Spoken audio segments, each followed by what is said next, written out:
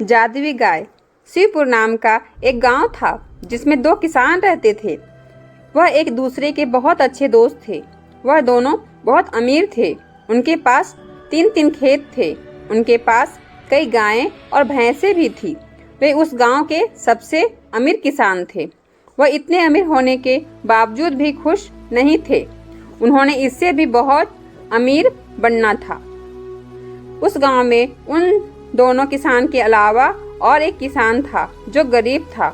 उसका एक छोटा सा खेत था और एक गाय थी जिसे वह बहुत प्यार करता था। गरीब होने के बावजूद भी वह बहुत खुश रहता था।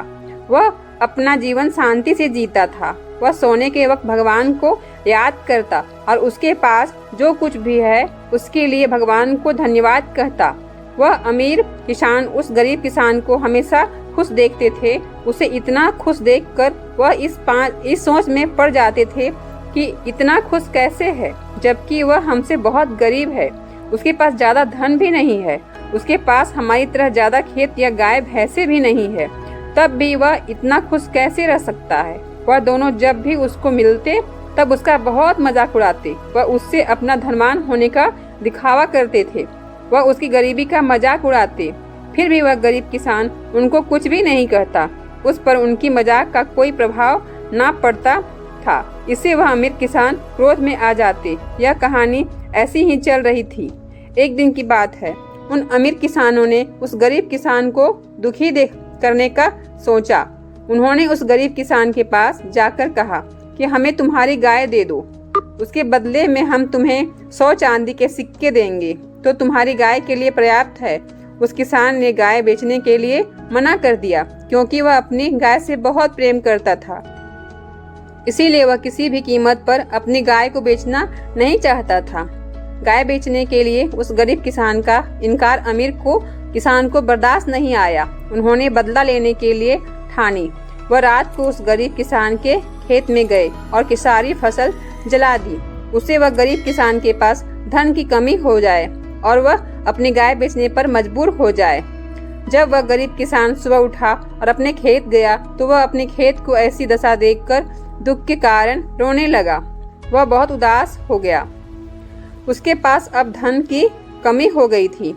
अब उसके पास पर्याप्त इतना भी धन नहीं था कि वह अपनी गाय को चारा लाकर खिला बिना खाना खाए। गाय मर जाती, इससे अच्छा वह अपनी गाय को बेच दे। इसीलिए उसने अपनी गाय को बेचने का तय किया। वह अपनी गाय को लेकर दूसरे गांव बेचने के लिए गया। उसने अपने साथ 10 चांदी के सिक्के भी ले लिए थे।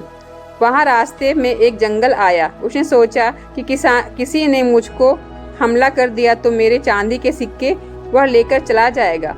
इसीलिए उसने चांदी के सिक्के की पोटली गाय के गले में घंटी में बांध कर छिपा दिया। थोड़ी देर मुसाफिर करने के बाद वह थक गया। इसीलिए उसने एक सराय मुसाफिर खाना में आराम करने का सोचा। उसने अपनी गाय को सराय के बाहर बांध दिया और वह बांधकर सराय में चला गया। उस गाय की पोटली में से एक चांदी का सिक्का गिर गया जिससे एक सराय के मालिक ने देख लिया। उसको लगा कि यह एक जादुई गाय है। उसमें से चांदी के सिक्के निकलते हैं। यह चांदी का सिक्का भी उसी गाय से निकला है। जब वह गरीब किसान आराम कर सराय से बाहर निकला तब उस सराय के मालिक ने उससे पूछा कि आप कहाँ जा रहे हो। तब उस गरीब किसान ने जवाब दिया कि अपनी गाय को बेचने दूसरे गांव जा रहा हूँ। यह सुनकर वह सराय का मालिक खुश हो गया। उसने कहा कि अब आपको दूसरे गांव जाने की जरूरत नहीं है, मैं आपकी गाय को खरीद लूँगा। उसने उस किसान को 1000 चांदी के सिक्के दिए और उसने अपनी गाय को देने को कहा। यह मूल्य उस गाय के मूल्य से बहुत अधिक था। फिर भी उस किसान ने इससे भगवान का संकेत समझकर उस गाय को सराय के मालिक को दे दिया। वह किसान खुश होकर अपने गांव वापस चला गया।